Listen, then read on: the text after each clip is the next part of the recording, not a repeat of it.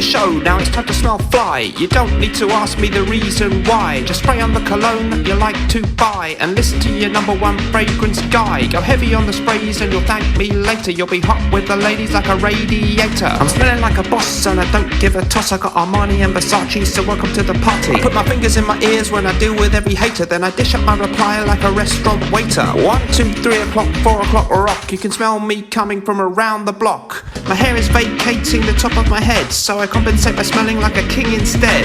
I haven't had a date since Obama was president, but when it comes to smelling good, then I am never hesitant. Aftershave fragrance, you can call it what you like. If you don't like the show, you can get on your bike.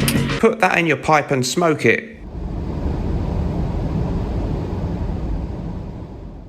Hello everyone, welcome back to the show. So today we're going to be having a look at my top 10 picks of fragrances under £20, roughly equating to $26 if you're in the USA.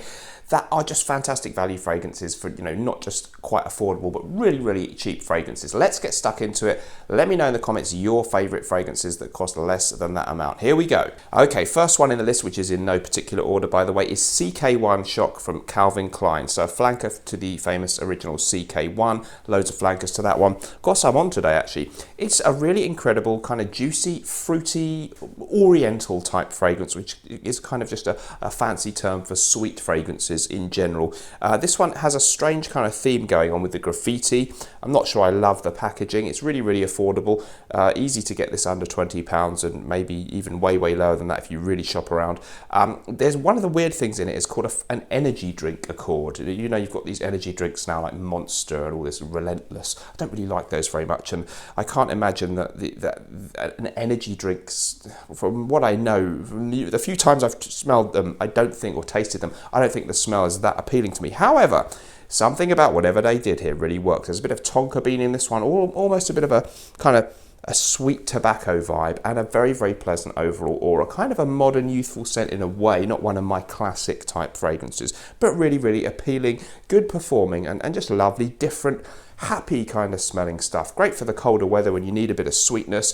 This kind of juicy, fruity vibe in there, maybe coming from the energy drink theme, really works well, and a super, super lovely fragrance. Not sure I love the bottle, but I am a big fan of the smell, so check this one out if you can. Okay, next up we'll go for something completely different. As I say, PINAUD CLUBMAN from PINAUD, obviously, aftershave lotion. It's not even a proper fragrance, it's not an eau de toilette, or certainly not an eau de parfum. It's been going for absolute years, mainly worn by people in the USA, where it's used apparently a lot in barbershops.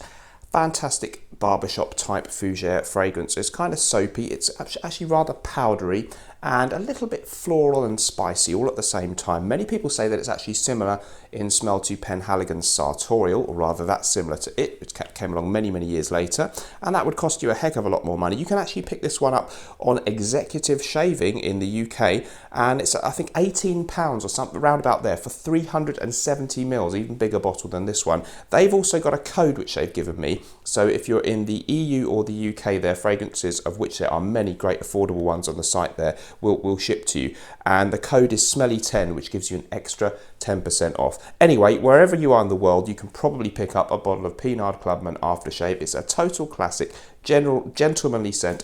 I often put mine in a sprayer, or you can just splash it on. It's great, great stuff if you like your old school barbershop smells. My next pick is one that gets no talk in the Fragcom really. It's Georges RECH Homme, and this was recommended by one of my Patreon people, so thank you very much to him. You know who you are.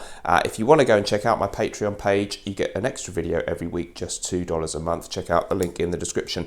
Georges RECH Homme was sold to me by the person who mentioned it in the group there as kind of like Dior Homme with an added twist of incense, and that's not a bad description. So the famous original Dior Homme from 2005 is a lovely iris-based fragrance composed by Olivier Polge.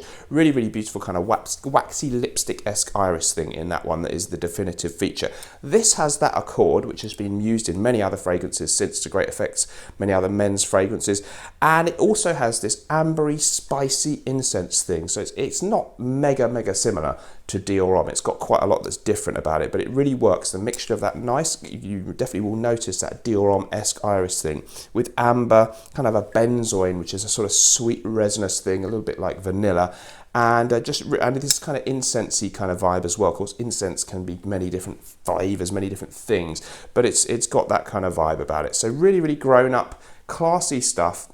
kind of modern smelling too, with that modernist iris note in there. Great for dressed up occasions, great for cold weather that we're in now as we film this video. George RECH Homme, easy to pick up for sort of 14, 15 pounds.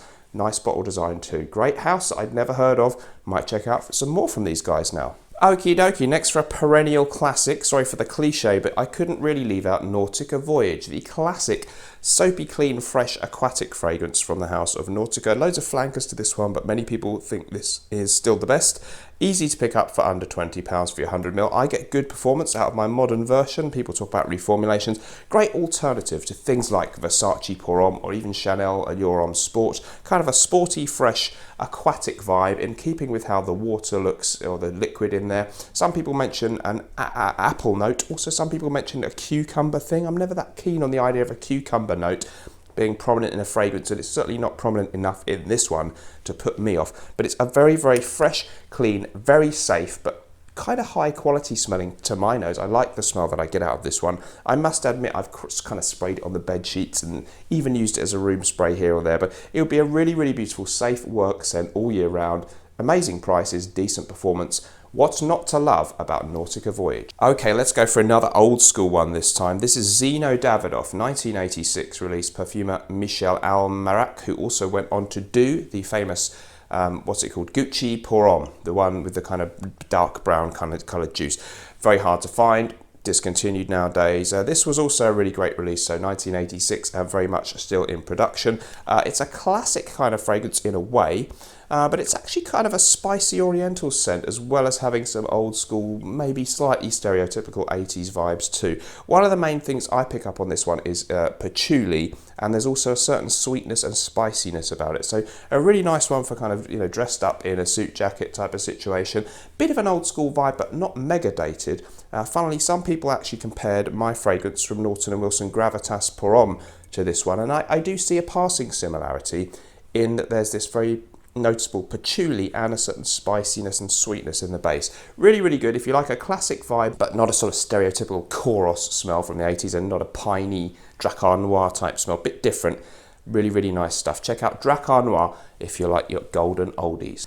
Okay, fast forwarding a bit in terms of release date, we have NAJDIA from LATTAFA. Many people have said that this is based on Invictus Aqua from Paco Rabanne. I think it's closer to the original Invictus in smell. Not exactly quite like it, but it's got a lot of similarities. That's not normally my type of thing, but it's kind of a guilty pleasure. Sometimes I do enjoy those kind of modern synthetic smells. This has a nice kind of a bubblegum-ish thing mixed with shower gel type of aura. I have used it again as a room spray a bit, but it's really too good for that. Easy to get for under £20. Really nice performance on LATTAFA's NAJDIA. And I do enjoy this. It's got that you will recognise this if you like Invictus from Paco Rabanne, if you like probably many of its flankers, and there's a hint of freshness, maybe more so than Invictus, so yeah, maybe leans a little bit towards the Aqua version too. Either way, if you like either, this has a lot of similarities, great performance, and just now and again as a guilty pleasure, I do actually wear this, and I think, you know, you could do a heck of a lot worse than it. Bottle design, love it. Price, easy to get under £20, $26 if you're in the UK, roughly speaking. USA, love it. NAJDIA from LATTAFA. Okay, another golden oldie, Bowling Green from Geoffrey BEENE. Oh my god, this is amazing. This is so good for the money, it's ridiculous. 1986 release again. They're most famous for grey flannel, which is, I don't love that one, it's an old fougere. This one is kind of a citrus fougere. It actually reminds me a lot of Acqua di Parma Colonia in some of its notes, and the opening citrus thing is really, really nice and vibrant, bergamot, lemony notes, really, really good high quality opening of citrus notes. Then it dries down to a sort of piney green, mossy thing, but it's very balanced with some sort of almost a hint of a kind of sweetness. The citrus element kind of seems to hang around. There's a white musky thing in there. It's very, very classic, but it's not really dated smelling, and I really enjoy wearing this one. So if you like your slightly old school gentlemanly scents and you want a really, really great bargain, have a look online and you should be able to find Bowling Green. Quite like the rather simple design there. Obviously Bowling Green, yeah, it's a kind of green citrus fragrance for all occasions. Lovely, lovely stuff. Okay, next up, it's a real Mr. Smelly classic. Thanks to Lex Ellis many years ago for pointing out how good this one is. It's BOGART Pour Homme, 2004 release. The perfumer was Maurice Roussel, who's done a lot more expensive fragrances than this one. And BOGART Pour Homme is a great fragrance. Many people say that they would describe it as having a cherry tobacco smell. Neither cherry nor tobacco are listed as notes, but I sort of get what they mean. Other people have said it's kind of like Jean-Paul Gaultier's La Malte mixed with Pure Havane from Mugler. Pretty good description actually. So it's a kind of cherry tobacco vibe, definitely almost a barbershop type of neo barbershop feel that you could compare to La Malte. Definitely got a lavender note, that kind of thing. Lots of tonka bean, a bit of sweetness, very pleasant indeed, and this kind of cherry tobacco semi-medicinal smell, kind of almost beast mode I think in performance. Many happy memories with this one, and you know, so I enjoy it as much as many of my expensive niche fragrances. Easy peasy to get this for way under £20 if you shop around. If you haven't got BOGART Pour Homme, it could be one of the best blind buys on this list. All right, our next selection is DAAREJ from RASASI. This is, many people think, a clone of Valentino V, the famous 2006 release from Valentino, now discontinued. A really interesting kind of spicy, fruity oriental fragrance. It's definitely got a sweetness about it, but it's very balanced with a really hard to pin down mixture of spicy accords and a sort of juicy, bright fruitiness. Not really a citrus zestiness, but you know, if you maybe think of berries, raspberries, blueberries, it's that kind of vibe. It's optimistic, it's happy stuff. It almost has a kind of 90s vibe to me, even though the original V only came out in 2006 and this only came out 2018, 2017. Really nice performance. Very similar to my aftershave bottle of V that I have. And just a really nice change of pace from my gentlemanly old school classics. I like DAAREJ a lot, and you can pick it up if you're lucky. I just about found it just a few pence, under £20 here in the UK. Check out this one if you haven't already. Okay, we're already down to the final one, and this is a true classic Eau de Roche. I think it was 1993 they released this. Citrus aromatic fragrance par excellence. Incredible value for money. Many people compare it quite rightly to Neroli Sauvage from Creed, which is much more expensive, a neroli, kind of a neroli based fragrance that doesn't smell that strongly of neroli. The main accord, I think, in both, certainly in the opening, is lemon verbena. If you like that accord, the lemon leaf thingy that is lemon verbena, it's very distinctive, and this has a really beautifully done lemon verbena note with some vetiver, floral tones, a bit of white musk. Not an aquatic 90s fragrance, doesn't smell similar in that way to Acqua di Gio or L'Eau de Say, more of a classic citrus aromatic with nice performance, perfect for the office or all day kind of signature scent wear. And I think certainly the 50ml bottle, you can get it under £20. Really love Eau de Roche.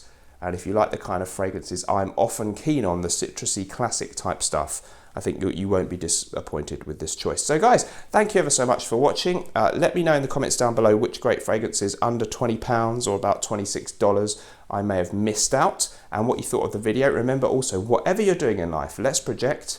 Bye bye.